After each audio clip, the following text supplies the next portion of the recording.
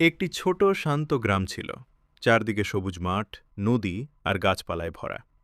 সেই গ্রামেই থাকত দুই ঘনিষ্ঠ বন্ধু, রাহুল আর সুমন।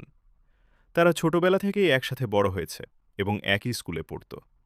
প্রতিদিন সকালে তারা একসাথে স্কুলে যেত। গ্রামের সেই ছোট স্কুলটি ছিল খুবই সাধারণ, কিন্তু তাদের কাছে সেটাই ছিল সবচেয়ে প্রিয় জায়গা। সুমন, আজ কিন্তু আমি আগেই উঠেছি। তুই তো দেরি করে ফেললি। আরে না রে, আমি তো অনেক আগেই উঠেছি। শুধু মা বলছিল একটু দুধ খেয়ে যেতে।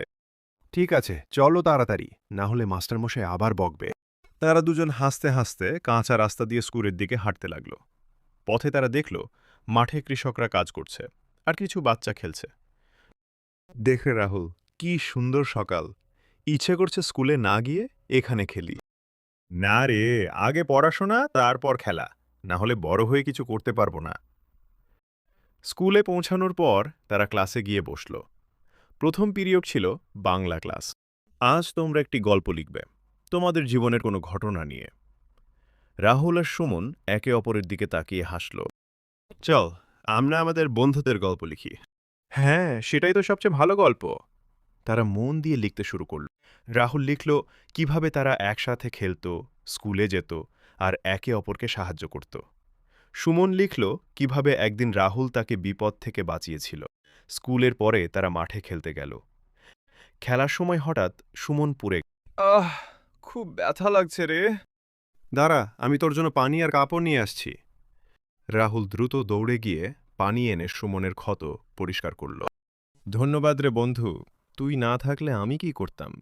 একসাথে স্কুলে যেত, পড়াশোনা করত আর খেলত। তাদের বন্ধুত্ব দিন দিন আরও গভীর হতে লাগল। একদিন স্কুলে একটি বড় প্রতিযোগিতা হল, গান, নাচ আর বক্তৃতা প্রতিযোগিতা। যে ভালো করবে তাকে পুরস্কার দেওয়া হবে। রাহুল বক্তৃতা প্রতিযোগিতায় নাম দিল আর সুমন গান প্রতিযোগিতায়। আমি একটু নার্ভাস লাগছে রে। ভয় পাস না, তুই পারবি। আমি তোর ওপর বিশ্বাস রাখি। প্রতিযোগিতার দিন এলো। রাহুল মঞ্চে উঠে সুন্দরভাবে বক্তৃতা দিল। সবাই হাততালি দিল। সুমনও গান গেয়ে সবাইকে মুগ্ধ করল। শেষে ফলাফল ঘোষণা করা হলো। বক্তৃতায় প্রথম হয়েছে রাহুল আর গানে প্রথম হয়েছে সুমন। এইভাবে তাদের দিনগুলো আনন্দে কাটতে লাগল। তারা শুধু ভালো ছাত্রই ছিল না, বরং সত্যিকারের ভালো বন্ধু ছিল। শিউলিপুর নামে একটি ছোট গ্রাম ছিল।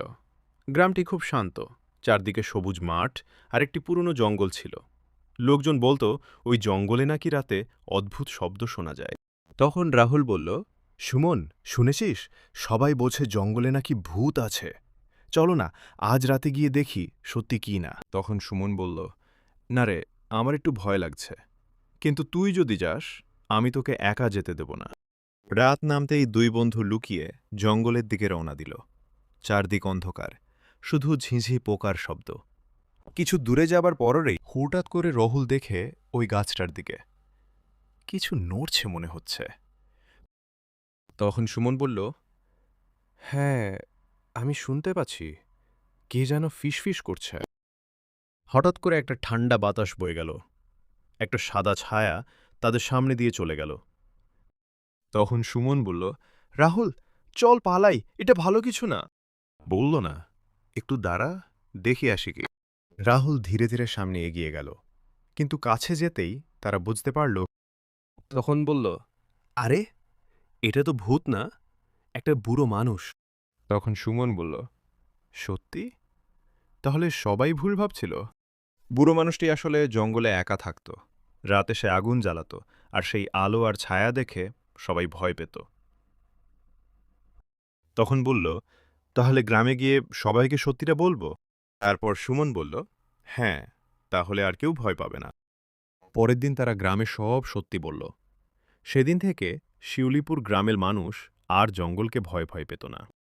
শিউলিপুর আবার আগের মতো শান্ত হয়ে উঠল, কিন্তু এবার ভয় নয়, সাহস আর সত্যের গল্প নিয়ে।